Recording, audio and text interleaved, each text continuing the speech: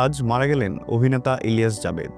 তার নামে পুরান ঢাকায় আছে একটি জাবেদ মহল্লা। দীর্ঘদিন ক্যান্সার অসুস্থতায় থাকার পর চলচ্চিত্র অভিনেতা ইলিয়াস জাবেদ মারা গেছেন। তিনি ছিলেন ঢাকাই সিনেমার সোনালী সময়ের অভিনেতা। আজ বুধবার বেলা 11টার দিকে ঢাকার উত্তরার একটি হাসপাতালে মারা যান তিনি। তার মৃত্যুর খবর নিশ্চিত করেছেন তার স্ত্রী ও চিত্রনায়িকা ডলি চৌধুরী। মৃত্যুকালে তার বয়স হয়েছিল 82 বছর। তার মৃত্যুতে আরেকটি বিষয় উঠে এসেছে আলোচনায়। অভিনেতা জাবেদের নামে পুরান ঢাকায় জাবেদ মহল্লা নামে একটি জায়গার কথা এখন বেশ আলোচনায়। জাবেদের শারীরিক অবস্থা নিয়ে তার স্ত্রী ডলি চৌধুরী বলেন, আজ সকালে ওনার শারীরিক অবস্থার মারাত্মক অবনতি হয়। এমনিতে তাকে হাসপাতালে রেখে চিকিৎসা সেবা দেয়া হচ্ছিল। একটা সময় বাসায় রেখে তার চিকিৎসা সেবা চালিয়ে নেওয়া হয়। হাসপাতাল থেকে চিকিৎসক ও দুজন নার্স এসে বেশ কিছুদিন ধরে তার চিকিৎসা সেবা দিচ্ছিলেন। আজ সকালে দুজন নার্স এসে জানায় তার সারা শরীর ঠান্ডা। এরপর অ্যাম্বুলেন্স ডেকে হাসপাতালে নেওয়া হয়, যেখানে দীর্ঘদিন ধরে তার চিকিৎসা সেবা দেওয়া হচ্ছিল। হাসপাতালে নেওয়ার পর চিকিৎসক তাকে মৃত ঘোষণা করেন। 60-এর দশকে প্রথম সিনেমায় আসেন ইলিয়াস জাবেদ। তার জন্ম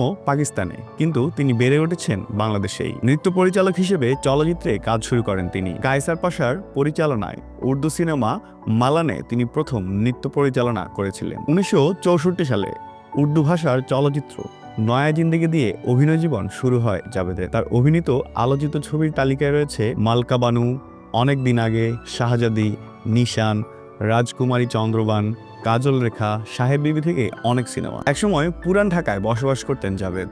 পুরান ঢাকার সিদ্দিক বাজার এলাকায় ছিল তাদের বাড়ি।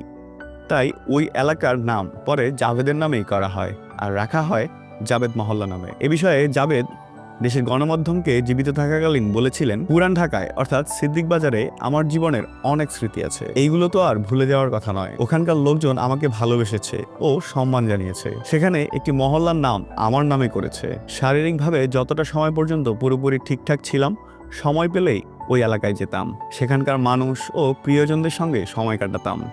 এখন আর যাওয়া হয় না। পুরান ঢাকা থেকে পরে জাবেদ বসবাস শুরু করেন ঢাকার উত্তরায়। উত্তরার 14 নম্বর সেক্টরে ছিলেন তিনি। আজ বিদায় নিয়েছেন তিনি। তার এই বিদায়ে তার প্রতি রইল অগাধ শ্রদ্ধা। তার এই বিদায়ে ঢালিউডে শোক নেমেছে। তার প্রতি শ্রদ্ধা জানিয়েছেন সিনেমা সংশ্লিষ্ট সকলেই।